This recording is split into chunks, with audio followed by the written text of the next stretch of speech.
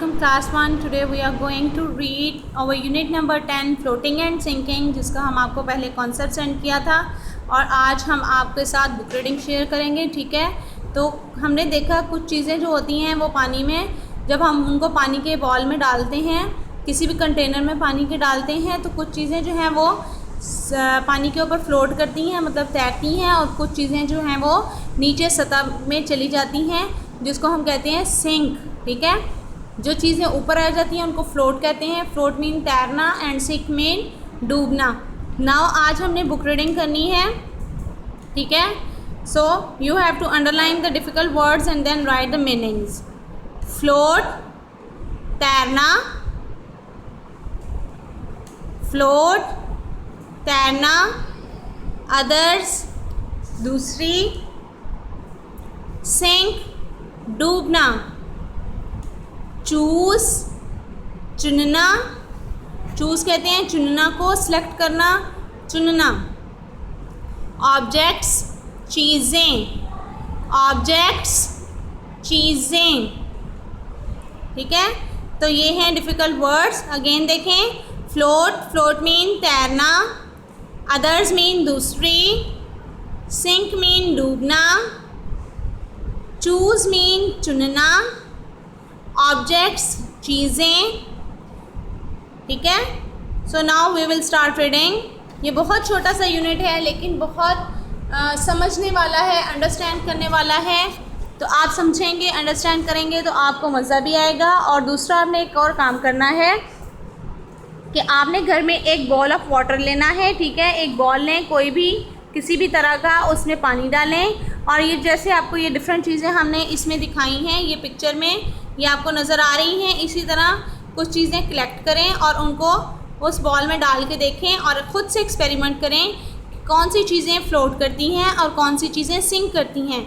उसके बाद अपनी रफ़ कॉपी पर एक साइड पे फ़्लोट लिखें और एक साइड पे सिंक लिखकर उनका कॉलम बनाएं कि इनमें से आपको कौन सी चीज़ें फ़्लोट करेंगी और कौन सी चीज़ें सिंक करेंगी. ठीक है, so let's start reading.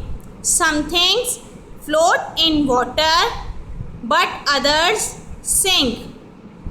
Some things float in water, कुछ चीज़ें पानी में तैरती हैं, but others sink, जबकि दूसरी डूब जाती हैं. Choose some objects, कुछ चीज़ों को चुनें, and see, और देखें if they float or sink, क्या वो तैरती हैं या डूब जाती हैं.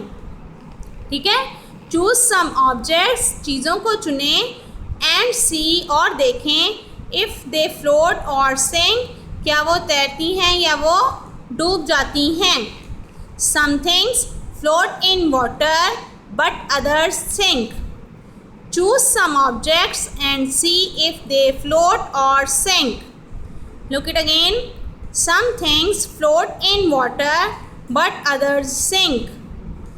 Choose some objects and see if they float or sink. ठीक है, जो आपको नीचे ऊपर ये क्वेश्चन चीज़ें दी गई हैं, उन्होंने जैसे कि अभी आपको मैंने बोला प्रैक्टिकल करने के लिए, इसी तरह से आपकी बुक में भी उन्होंने आपको ये एक्टिविटी दी है. कलेक्ट दीज थिंग्स, इन चीज़ों को जमा करें.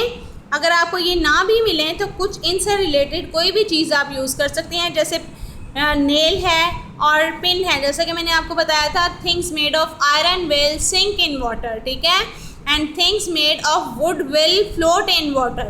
तो आपने क्या करना है, कुछ लकड़ी की बनी हुई चीज़ें, कुछ आयरन की बनी हुई चीज़ें, कुछ रबर की, एक बिस्किट, लीफ, कोई चौक का पीस मिल जाए, एग ले लें, एग शेल ले लें, ट्विग आपको इजीली मिल जाएगी. ठीक है, तो जो चीज़ें आप इजीली अरेंज कर सकते हैं उनको अरेंज करके आपने एक्सपेरिमेंट करके देखना है.